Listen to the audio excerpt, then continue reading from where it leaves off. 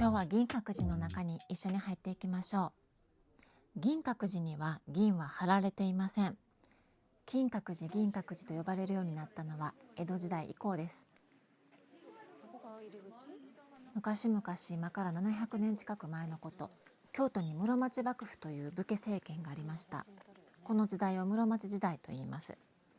足利家が権力を持っていた時代です。三代目将軍足利義満は室町時代に最も力を持った将軍、世界遺産の金閣寺を建てました。その孫にあたるのが今回の主人公足利義政です。銀閣寺を築いた将軍です。義政はわずか8歳で家督を継ぎ、13歳で将軍に就任しました。若くして政務を担うことになった彼は、お家騒動が発端となった応仁の乱の影響を大きく受けました。なんと彼が31歳から40歳までの約11年間も続いた長い戦いでした。京都全域は壊滅的な被害を受けます。応仁の乱が終わってから5年ほどが経った1482年、義政が46歳の時に東山山荘上映に着手しました。こちらは光月台と呼ばれるものです。銀閣寺の後ろには大きく大文字山があるのですが、その手前に月町山という山があります。月は仏教において悟りの象徴。この光月台は当時は現在と比べてだいぶ低いものでしたが、実際にここに座って月町山から月が昇るのを待ったそうです。これは銀沙壇です。銀色の砂の海を意味する銀沙壇は、これが作られた1600年代の初期、この当時と近い形で現在まで残っています。この白砂ですね、白砂は光源としても機能しているようで、日光や月光を本堂の部屋に反射します。銀沙壇の上の平面はわずかに傾斜がかかってまして、月の光を屋内に取り込んだそうです。電気のない時代、とてもうまく考えられています。銀閣寺には国宝に指定されている建築物が2つあります。はじめにできた東具堂と後からできた観音殿です。東具堂は義政が暮らした建物です。こちらが東具堂。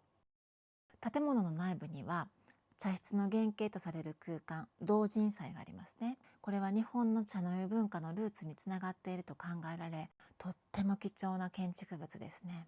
障子を開けてみましょう。そうすると四季折々の美しい風景をまるで切り取ったかのように飾ることができます。現代のようにディスプレイやスマホなどのデバイスがない時代、人々は日々移ろいゆく自然そのものと向き合って、それを見つめ、その美しさを生活に取り入れたんではないでしょうか。このような美意識が当時の建築や庭園に色濃く反映されているのです。義政はお茶好きでした。当時お茶の産地を当てる遊び、闘茶というものが流行っていたそうですが、義政も闘茶をしたそうです。ここはお茶の井。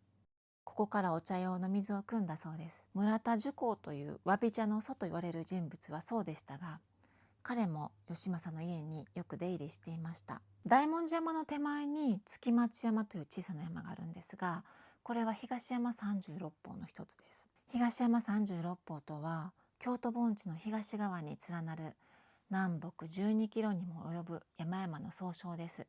南は伏見稲荷の稲荷山、清水寺の近くの九条山、そして大文字山、雨竜山へと続き、北は比叡山までを含むそうです。かなり広いですね。でも本当に美しい山並みなんですね、この東山は。銀閣寺は標高がありますので、絶景を楽しめる展望台があります。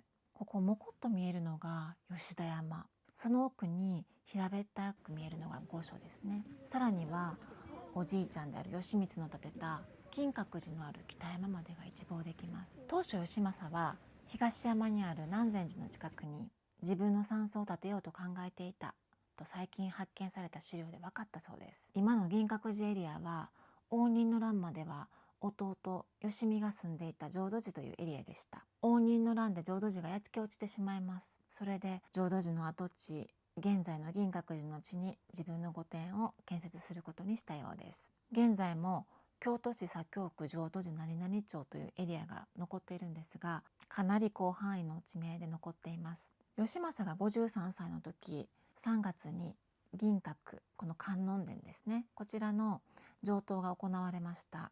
しかしその年の10月、義政は病に倒れてしまいます。翌年1月、義政は銀閣の完成を見ることなくこの世を去ってしまいました。義政公享年54歳でした。東山文化は室町時代中期に銀閣寺を拠点として発展した文化のことです。武家、公家、前宋の文化がミックスされて、質素で静寂な美しさを追求する質素古典という概念を表しているのが特徴です。アクセスです。京都市バスのバス停からは徒歩10分から20分程度。大文字山を眺めながら白砂村荘の前を通って哲学の道を通っていくルートがおすすめです。参拝時間は夏と冬で少し変わります。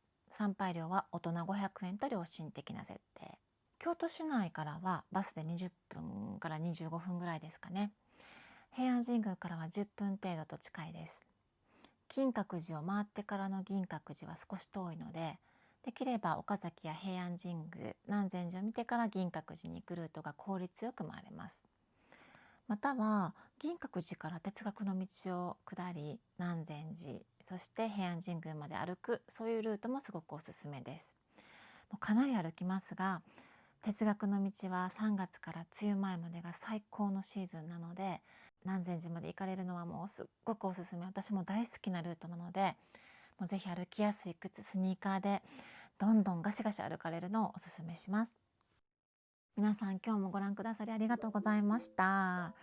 ぜひいいねや登録していただけるとすごく嬉しいです。よろしくお願いします。ではまた次の動画でお会いしましょう。おおきに。